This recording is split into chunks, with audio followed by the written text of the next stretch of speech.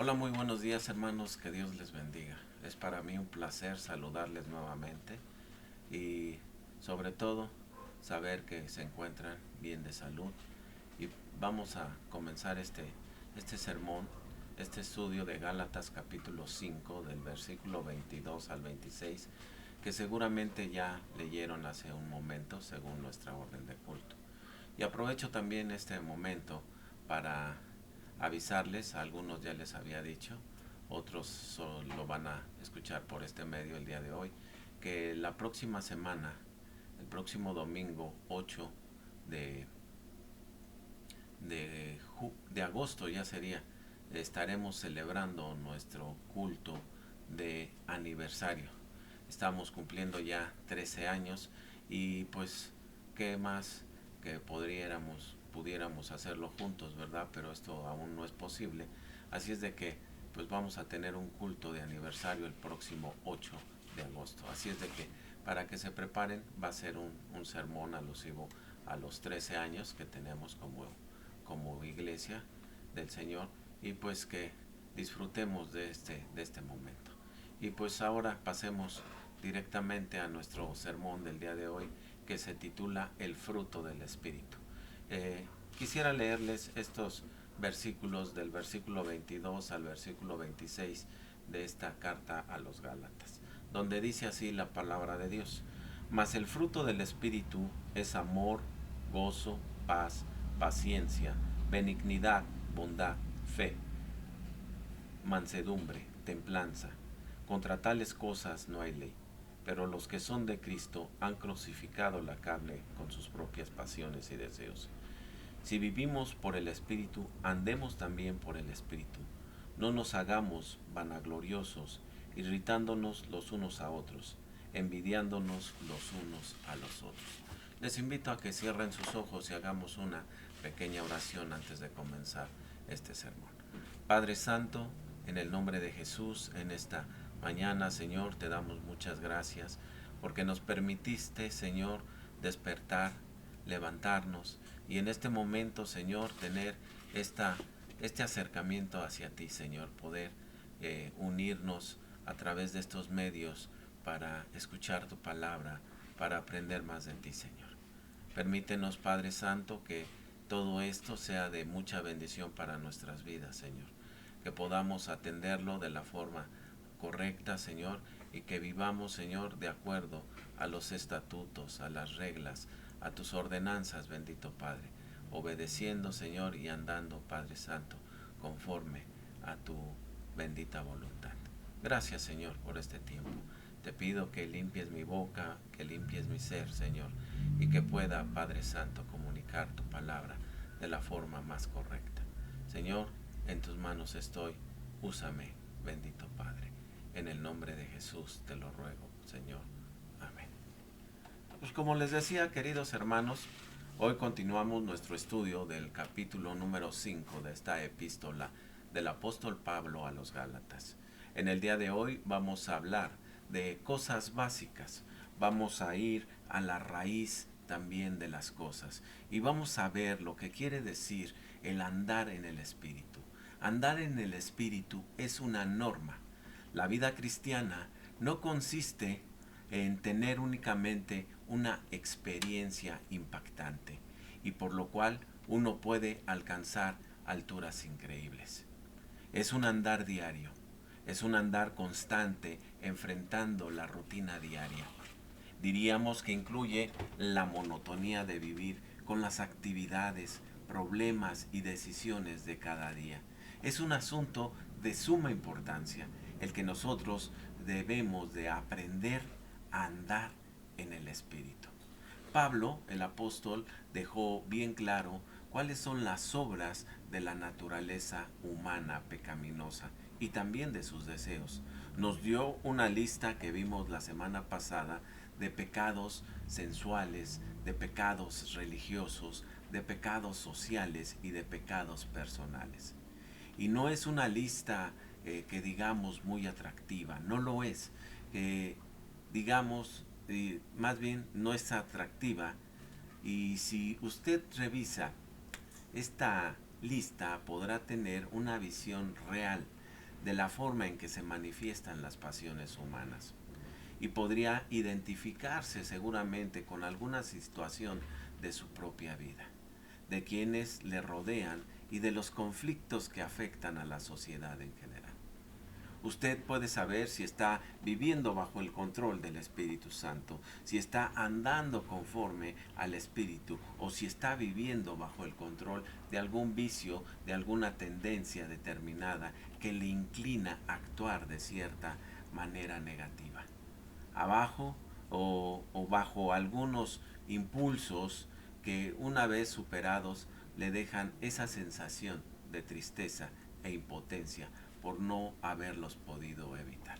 Ahora vamos, habiendo presentado esa lista de las obras de la naturaleza humana pecaminosa, Pablo habla del fruto del Espíritu.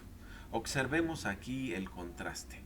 Las obras de la naturaleza humana pecaminosa y el fruto del Espíritu. Las obras de la naturaleza humana son lo que usted hace. Los 10 mandamientos fueron dados en su momento para controlar esa vieja naturaleza. Pero después la vida cristiana consistiría en producir el fruto del Espíritu. Comencemos nuestra lectura de hoy leyendo el versículo 22 y 23, donde dice a la letra: pero el fruto del Espíritu es amor, gozo, paz, paciencia, benignidad, bondad, fe, mansedumbre, dominio propio. Contra tales cosas no hay ley. El Señor Jesucristo habló sobre ese fruto del Espíritu. Allá en el Evangelio, según San Juan, en el capítulo 15, dijo que sin Él no podíamos hacer nada. Y el fruto es lo que Él quiere en nuestras vidas. Él quiere fruto, sí, más fruto y mucho fruto.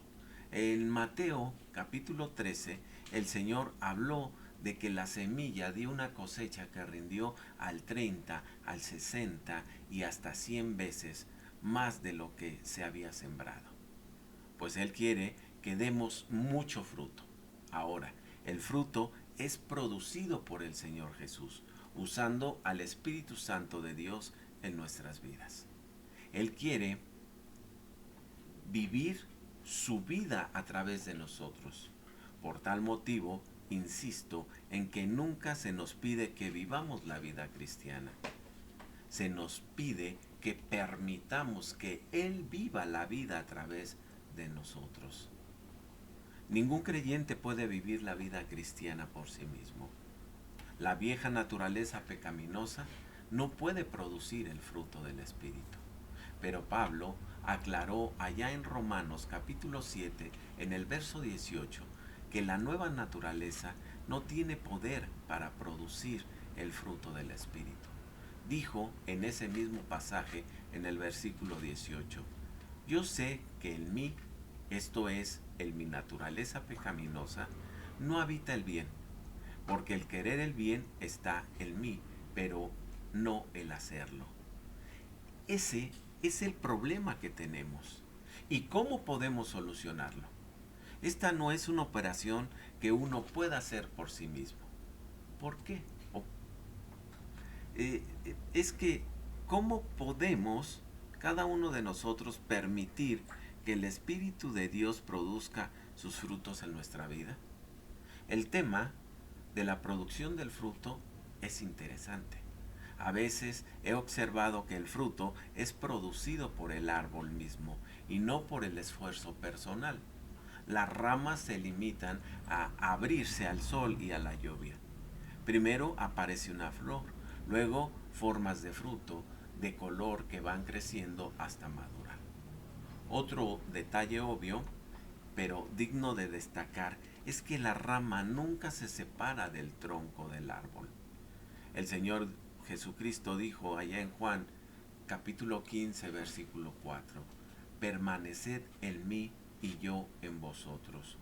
Como el pámpano no puede llevar fruto por sí mismo, si no permanece en la vid, así tampoco nosotros, si no permanecéis en mí. Nuestro problema es que nosotros porque sí nos ofrecemos a Dios como un fruto vivo, pero cuando se llega al altar, figurativamente hablando, y cuando se calienta, nos arrastramos y nos retiramos.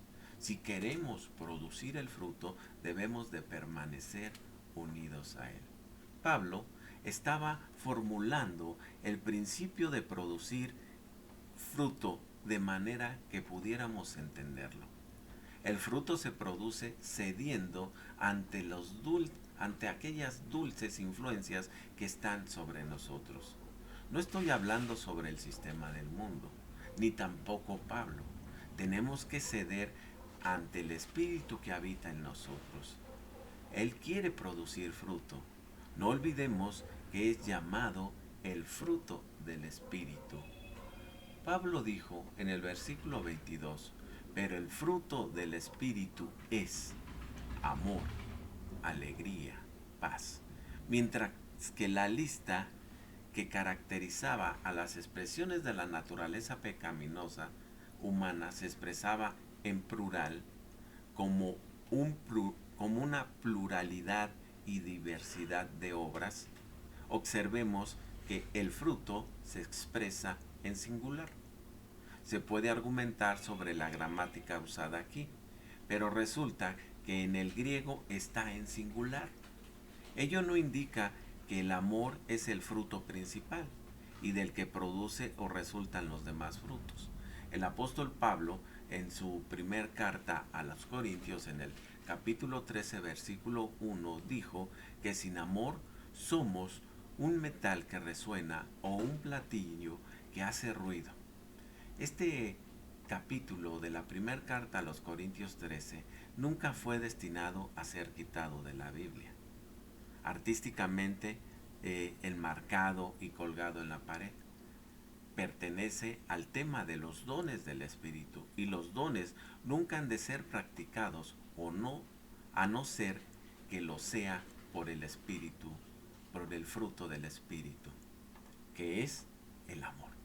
Usted no puede ejercer un don sin hacerlo por medio del Espíritu Santo. El amor es sumamente importante. Pablo continuó diciendo en su primer carta a los Corintios, en el capítulo 13, que si uno entregara su cuerpo para ser quemado y regalara todo lo que tuviera, pero que no tuviera amor, nada le serviría. Tenemos que reconocer la importancia de lo que el apóstol estaba diciendo. Otra cosa que el apóstol Pablo dijo ahí en la primera carta a los Corintios 13 fue que el amor no busca lo suyo. El amor siempre está haciendo algo por otros. Un don siempre tiene que ser practicado en la iglesia. Es una manifestación del Espíritu para todos los creyentes. Todos los creyentes tienen un don que tiene que ser ejercitado para el beneficio del todo el cuerpo de los cristianos. Por ejemplo, opera para el beneficio del resto del grupo. Guía al cuerpo en la dirección correcta y son fundamentales. No me los imagino apartándose de su función, porque otro órgano esté cansado o no funcione. Por ello, hemos dicho que ningún don debería de ser practicado aparte del fruto del Espíritu. Y ese fruto es el amor. Fue de esa clase de fruto que el Señor estuvo hablando allá en Juan capítulo 15. Así que el fruto es el fruto del Espíritu. No hay ninguna ley contra las evidencias del fruto y no hay ninguna ley que pueda producir las consecuencias de ese fruto del Espíritu. Nadie puede producirlo por su propio esfuerzo. Sería como esforzarse para ser humilde y creer que uno lo ha logrado, cuando en realidad se podría tan satisfecho de haber alcanzado la humildad, que la perdería por completo. Digamos que la lista de obras de la naturaleza humana expresan lo que las personas pueden hacer y todo lo que pueden lograr. Y la lista del fruto del Espíritu, incluyendo todo lo que Dios por su Espíritu puede alcanzar en aquellos que han sido rescatados del dominio del mal. Observemos que uno de los momentos, por unos momentos más bien, el fruto del Espíritu que debería de caracterizar a la vida de los creyentes. Un doctor eminente y también un gran predicador, Jean McKinley, decía: yo no debo de juzgarlos, pero soy inspector de frutas y tengo derechos de venir a ver el fruto que estáis produciendo. La cuestión es, ¿está usted produciendo algún fruto en su vida? Ahora, el amor debería de estar presente en su corazón, en su vida, si es usted realmente un creyente. Pero si hay pecados sensuales en su vida, nunca conocerá el verdadero amor. Hay muchos hoy que saben mucho sobre el sexo, pero no saben nada acerca del amor.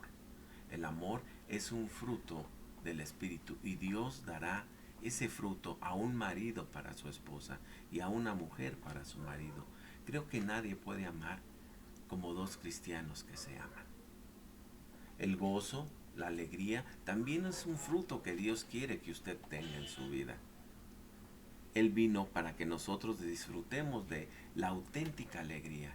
El sistema del mundo no puede producir esa verdadera alegría. Solo puede entretener y aludir exteriormente o momentáneamente, pero no implantarlo de manera perdurable en la vida de las personas. Recordemos que el apóstol Juan en su primera carta, allá en el capítulo 1, versículo 4, les dijo a sus lectores que le escribían estas cosas para que la alegría de ellos fuera completa. ¿Está usted realmente pasándola bien? Si usted es un creyente, espero que así sea. El tercer fruto es paz, la paz de Dios. La religión nunca puede darle esa paz. Solo Cristo puede darle esa paz profunda en su interior. Dijo el apóstol Pablo allá en Romanos capítulo 5, versículo 1, justificados pues por la fe, tenemos paz para con Dios por medio de nuestro Señor Jesucristo. Pero hay otros frutos. ¿Es usted paciente? ¿Tiene la capacidad para soportar algo sin alterarse? Solo el Espíritu de Dios puede suplir la falta de ese fruto.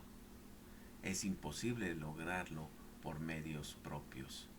Después está el fruto de la benignidad, que implica amabilidad.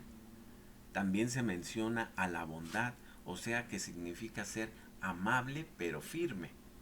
Esta lista termina con la fidelidad.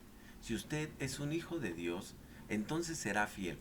Para los casados, aquí se espera la fidelidad entre los cónyuges. Si es usted un empleado, se espera que sea fiel en su trabajo y a su jefe. Si usted es un miembro de la iglesia, tendría que ser fiel a la iglesia. En fin, si se espera que usted sea fiel donde quiera que se encuentre y lo que usted haga, y también luego viene la mansedumbre, que no significa afable o plácido. Dos hombres realmente mansos fueron Moisés y el Señor Jesucristo. Quizás usted no crea que Moisés fuera manso cuando descendió del monte y se encontró con que la gente estaba adorando a un becerro de oro. Y entonces administró un juicio disciplinario, como vimos en Éxodo 32. Pero Moisés sí era manso. ¿Y fue manso Jesús cuando expulsó del templo a los que cambiaban el dinero?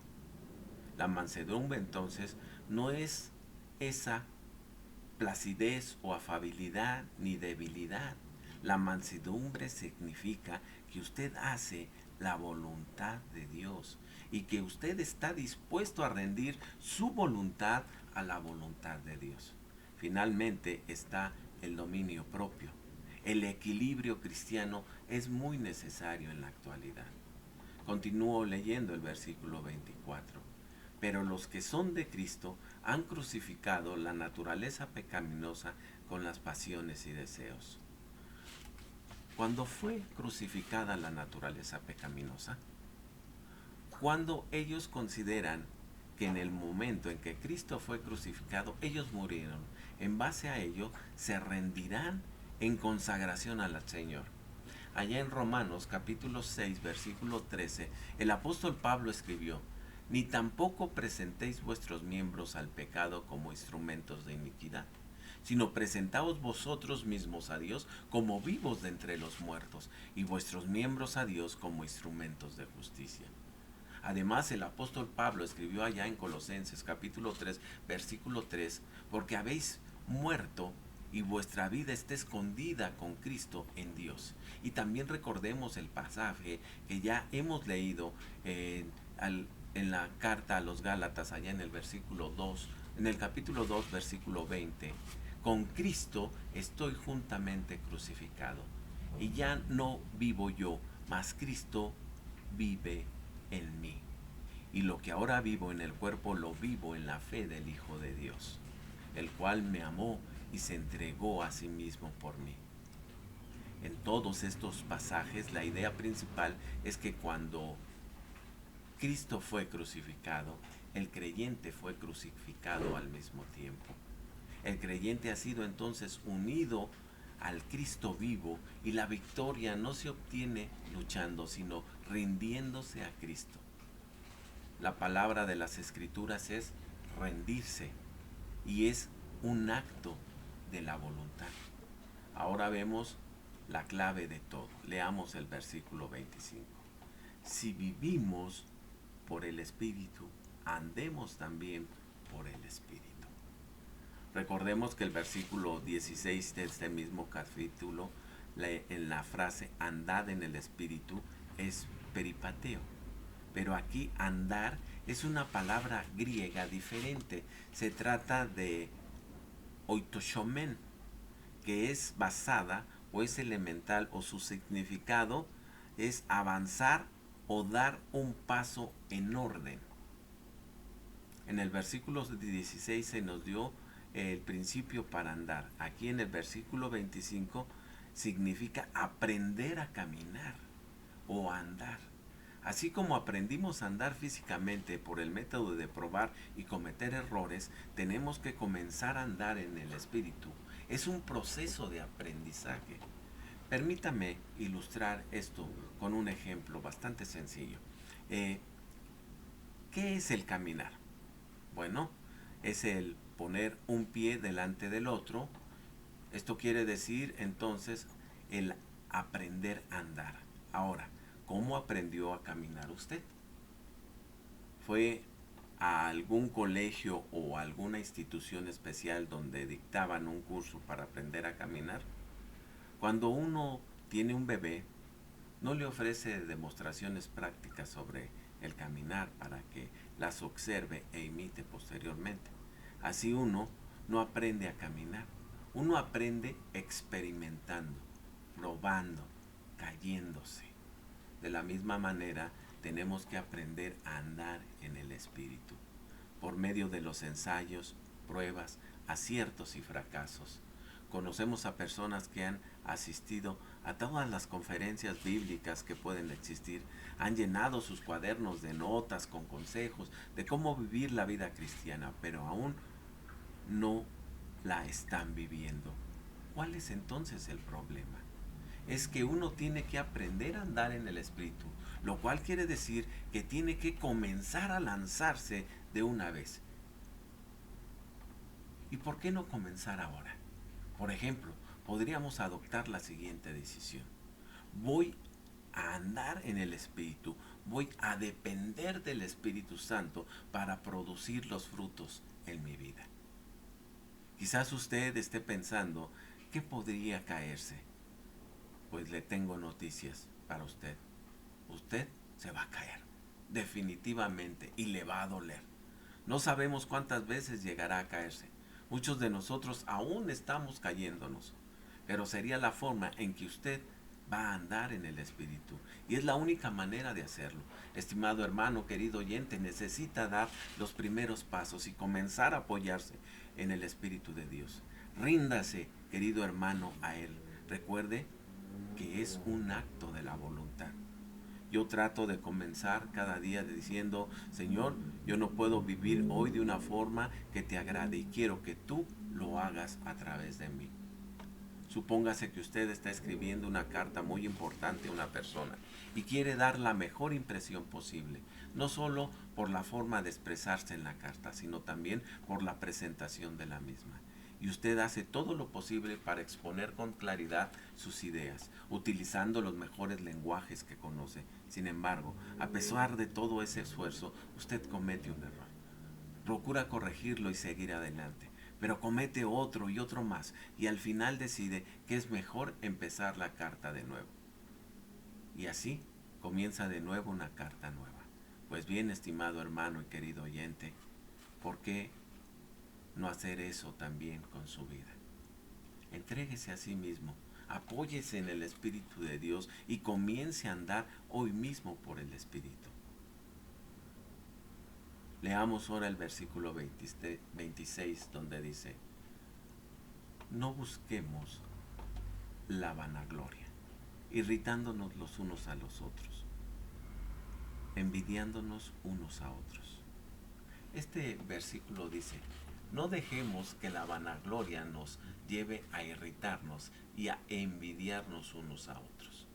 Estimado hermano, querido oyente, ni usted ni yo vamos a llegar a ser santos maravillosos de Dios. Él sí es maravilloso. Dios es digno de nuestra adoración. Comencemos a andar dependiendo de Él como niños pequeños. Eso es lo que Él quiere que hagamos. La frase irritándonos unos a otros se refiere a provocarnos los unos a los otros. No debemos provocarnos ni sembrar rivalidades ni envidiarnos unos a otros. Esto se da mucho de los ministerios dentro de la iglesia. Evitemos eso. No critiquemos, no juzguemos, no provoquemos a nuestros hermanos diciendo yo lo haría mejor.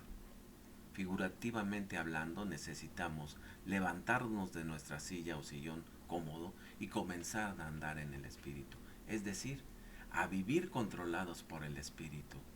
La vida cristiana no consiste en subir rápidamente como un globo por medio de una fuerte y abrumadora experiencia de elevarse vertiginosamente a las alturas, más allá de las nubes. Es más bien, es un andar diario. Se trata de ir colocando un pie delante del otro, paso a paso, con una actitud de dependencia total en el Espíritu Santo. Pero para eso, queridos hermanos, estimados oyentes, es indispensable tener una relación con Dios. Hay que ser realmente un verdadero hijo de Dios. No se le puede pedir algo a Dios estando separado de Él. El apóstol Pablo dijo allá en Romanos 8:9, y si alguno no tiene el Espíritu de Cristo, no es de Cristo. Pero sí, reconociendo su necesidad de Dios, usted da el paso de fe, de recibir en su vida al Señor Jesucristo como su Salvador. Entonces sí, Dios ya no estará lejos, sino va a estar cercano. Tan cerca como para oír su oración, tan próximo como para su salvación, que ser su salvación. Entonces sí, Dios ya no estará lejos, sino muy cerca. Tan cerca como para oírlo a usted, tan próximo como para oír esas palabras que broten espontáneamente del corazón y que expresen ese deseo de encomendar su vida a la dirección de Dios y al control del Espíritu Santo. Y entonces comenzará usted una etapa de paz en medio de las dificultades, de fuerza para librarle de todas las ataduras y de aquellas formas de esclavitud. Es que cuando somos conscientes de nuestra impotencia para vencer obstáculos insuperables desde un punto de vista humano y nos ponemos en las manos de Dios, nos damos cuenta de que no estamos solos y que la iniciativa principal, la fuerza, la motivación para luchar y el triunfo constituyen la responsabilidad de aquel que prometió estar con nosotros todos los días hasta el final de la vida y después de esta vida, la vida eterna. Y eso lo dijo el Señor Jesucristo. Tengamos fe en ello, hermanos. Pongamos nuestra vida en las manos del Señor. Luchemos para que Él controle nuestra vida. Dejémonos en sus manos. Que el Señor les bendiga, queridos hermanos.